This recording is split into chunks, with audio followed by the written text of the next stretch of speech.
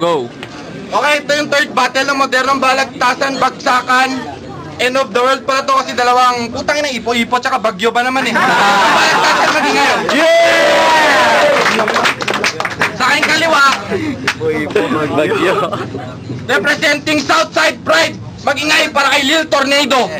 Humawak ka lang kapatid at tayo'y mangarap at bandang huli maabot din ang alapaap na tinangasan natin maging mahusay na makata sa pagsulat ng kanta maging isa sa dalubat. Sa kanan, one size fits all, Team Elemento, magingay para kay Bagyong Hudas.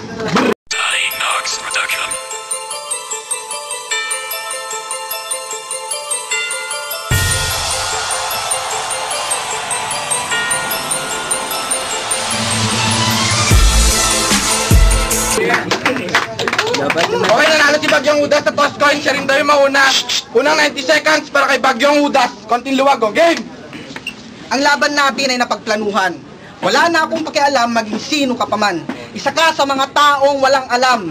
Literal, pagubos na yung beer nyo mamaya. Utak walang laman. Dahil ang pagdigma ko sa modernong balagtasan ang nagsisilbing patunay na pwede na akong ihambing sa mga tao sa ekspertong hanay. Dahil nakasulat na sa aking talambuhay ng pagpuksa ko sa mga katulad mong anay na panira sa pundasyon ng aming bahay. Anay ka lang naman, tangina mo ka, ba't ang taas ng ambisyon mo? Isa kang anay na gustong tumungtong sa kinatatayuan kong trono. Pero ngayong gabi, wawasakin ko yung hangarin ng anay ng katropa nyo. Lil Tornado, utang ina mo! Yo! Dahil ang agwat ng ating talento ay nagsisilbing basehan para niyong hinambing ang isang mamahaling diamante sa basahan. Nang pagsusulat ay hindi ko na kailangan dahil sa malulupit ang aking kinabibilangan. Dahil ang aking mga berso ay galing sa utak at sa puso. Kaya kong dumigma, magbuwis ng buhay kahit umagos ang dugo. Kaya kong ibandera ang bandera ng OSFA sa buong mundo. Ako nga pala si Bagyong Hudas, ang wawasak sa kinikilala mong mundo. Time!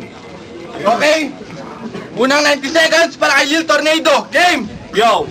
Sa lahat ng laban ko, ako'y naghahanda para tuldukan ang mga katulad mong matanda. At itong laban kong magre-representang babala na hindi porket mayaman at may kapit pwede nang tawagin biyasa. At kahit gaano kalakas man ang Bagyong Hudas sa dumating, lakas ko ay di mo kayang daigin. Dahil kahit gaano kalakas ang idulot mo bilang bagyo, ay kaya kong triplin sa kunting agupit lang ng tornado. Nagtaka na ako kapag sa grupo niyo ang daming nag-aalisan, nagsisipag-dripat sa ibang grupo at naghahanap ng makakapitan. Ngayon alam ko na kung anong tunay na dahilan. Marami kasing katulad mo, Bagyong Hudas na nag-ahari-harian, nagagamit ng tao para sa sariling kapakanan. Manalo ko man ngayon, talong-talo ko naman sa matatawag mong tunay na kaibigan. At buti naman sana kung may pagmamayabang mo ang iyong mga kasama, eh nandyan lang naman sila tuwing pangat ka na. At itong sinisigurado ko sa'yo pag bumagsak ka, sabay-sabay din kayong mawawala ng mga tropa mong parang pumutok sa bola. Ngayon ko'y papatikin sa'yo ang pangalawang pagkatalo. Kumapit ka pre, siguradong sa pagbagsak mo walang sasalo sa'yo. At lahat ng tagasigaw mo ay lilipat dito sa likuran ko. Dahil ngayon ko mapapatunayan na Southside lang ang may matibay na grupo. Okay, time! Round 2 para kay Bagyong Hudas. Game! Ang pinagulmahan ko ng aking talento ay base sa buhay ko. Utak at puso'y pinag-isa, kaya lumbas yung malupit na talento ko. Paghahagi naman salitang kailanman tatatak sa utak mo. At habang buhay na pagsisisihan mo kung ba't tinanggap mo tong labang to. Yo, araw at gabi pagsisisihan mo kung ba't tinanggap mo tong labang to. After ng battle natin mamaya, yung mga tropa mo, sa'yo, papasama ko. Baka kasi pag uwi mong magbigti ka dun sa bahay nyo. Dahil di mo na kayang salagin ang mga bersikulong isinasapat ko sa'yo.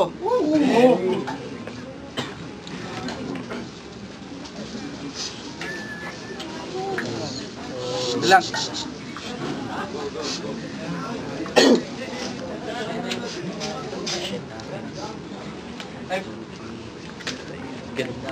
Okay, time. Round 2, Lil Tornado. Game. Yo. Pag ako ang bumira, sigurado, lumalaban sa gera bilang isang tunay na sundalo. Pero pag ako ang tinabla ng mga katulad mong gago, mararamdaman mo ang isang tunay na karmang plangado. Ang tanda-tanda mo na, buhay mo pa rin ay pariwara. Wala kang direksyon kahit pamilya mo sa'yo ay nagsasawa. Alak, barkada, isama mo na ang pinakapaborito mong droga. Kung meron lang coins na ganon, malamang scholar ka na. At ang hilig niyo magpanggap at magdinlang. Bakit pag nasa battle kayo, feeling hip-hop at matapang? Pero pag nasa labas na, nagmimistula kayong dakilang alalay ng mga taong inaasahan niyong tutulong sa inyo na magpahaba ng inyong mga sungay. At ang division ko sa larangan ni Tinayo ng mga Makata ay kasing tigas ng diamanting nakabaon sa lupa. At ito ang tumayong balwarte ng mga katulad ko mandirigba. Kaya kung di mo kayang panindigan yung kayabangan mo, ngayon pa lang makakalis ka na.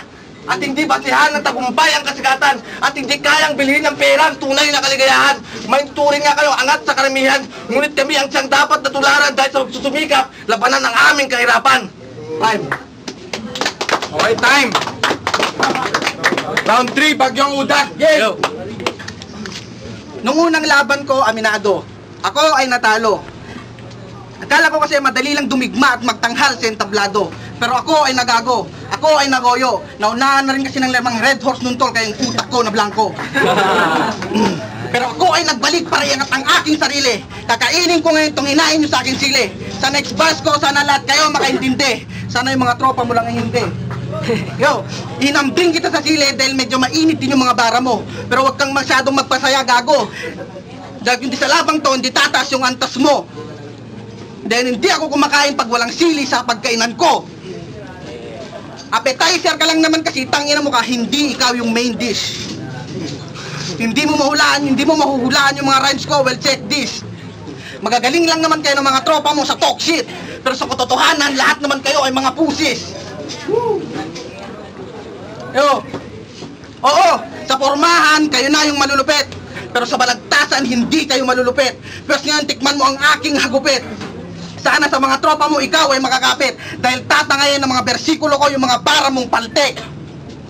Dahil wala na tong atrasan, wala na tong lagyagan. Ito na ay laglagan. Uumpisaan ng magwalis ni Bagyong Judas ng mga walang kwentang rapper sa modernong balagtasan. Ano? Gusto mo ba ng truce? O gusto mo bang makatikim ng mga freestyle do's? Sige bukas, manood ka sa TV Patrol Cagayan Valley News. Tutok mo sa akin camera. Bukas itong maririnig nyo. Ang ulo po ng mga balita ay si Bagyong Judas ay ganap na pong sundalo. At kagabilin po natapos ang karir ni Lil Tornado. Time. Okay, round 3 para kay Lil Tornado. Game. Ken, ba't niyo ba itong pinagbibigyan? Di ba tournament ito, hindi charity fund? At hindi nyo ba alam ng modernong balagtasan ay pasikat na? Kaya wag nating pasikatin dito ang umaasa lang sa tropa. Di ba't nung laban yun ni Dominating ikaw yung natalo? Okay lang sana yun pre. Kasi di naman lahat ng oras ay pwede kang manalo. Pero anong ginawa mo? Nakiusap ka kay Ken na wag nang i-upload sa YouTube yung video mo? Pre, magpakalalaki ka. Pre, magpakalalaki ka. Tumanggap ka ng pagkabiguan. Huwag mong pagtakpan ang lahat ng iyong kapalpakan. Dahil dito sa MB, babanatan kita ng mga linyang literal. Pagkat lahat ng bloko dito ay liberal. At pagkatapos ng battle natin, papatira kita sa grupo kong kriminal. Matitira ang pangalan mo dito parang baklang nagkaroon ng sex scandal. At sana sa OSPA, huwag sana sa akin magagalit. Rap battle lang to at dahil katropa nyo siya, lahat kayo madadawit. At pasensya na sa mga tropa mong aking mababanggit. Dahil tinapat nyo sa akin to, sasulubugin ko kayo na matinding hagupit. At kayo, yung mga anak ng mga taong may pangalan sa lipunan. Subalit wala namang magawa upang ang bansa ay tumugong kaunlaran. Kayong simbolo ng balugtot na pamahalaan kung saan dapat kaming umangat ay natatabunan ng inyong kasakiman. At ako yung klase ng kaibigan na hindi ka basta-basta iiwanan. Sasabayan kita sa kahit anong klase ng larangan. Pero pag ako naman ang iyong napiling makalaban, itong isang bagay na lagi mong pakakatandaan, na ako yung klase ng tao na hindi mo basta-basta mapapaluhod. Dadanak muna ang dugo bago sumayad sa lupang aking mga tuhod. At habang kamay ko'y nakaposas at ang tuhod ko'y nakahalip sa lupa, malapot mong dugo naman ang dadaloy at magmamantya sa akin daladalang kargada. Time. Ano ngayon para sa laban ngayon? Yeah! Cut. Go. Okay, ang boto! Ang boto! Isang boto! Para kay Bagyong Judas, 4 na boto para kay Lil Tornado. Yeah. Subscribe nga pala. Shoutout ko. Tok, taga Manila. Go. Shoutouts nga pala SI, tsaka yung mga tropa ko dyan sa UST, tsaka sa mga taga-Ilagan City. Ako kasi gumawa ako ng basis eh. So, first round, I'll give it to Lil Tornado kasi parang pareho silang malupit actually eh. Mabibigat yung wordplay nila pareho. Kaso para sa akin mas tumatak yung kay Lil Tornado. Then second round, may konting kasi, nag-choke kasi ata tong si Bagyong Hudas. Kung hindi ako nagkakamali, Bagyong Hudas. Pero, tsaka dun sa na yun, sa choke na yun, malalim yung malalim yung binigay, ang binitawan nitong si Lil Tornado eh. So doon pa lang alam ko na nakuha na ni Tornado yung laban. Then sa third round, actually pareho rin silang malulupit din yung wordplay.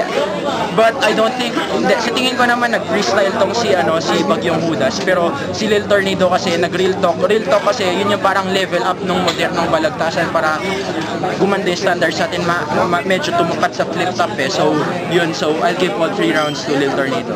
Peace. Go. Yo, DK side consolidated SPG. Lasan.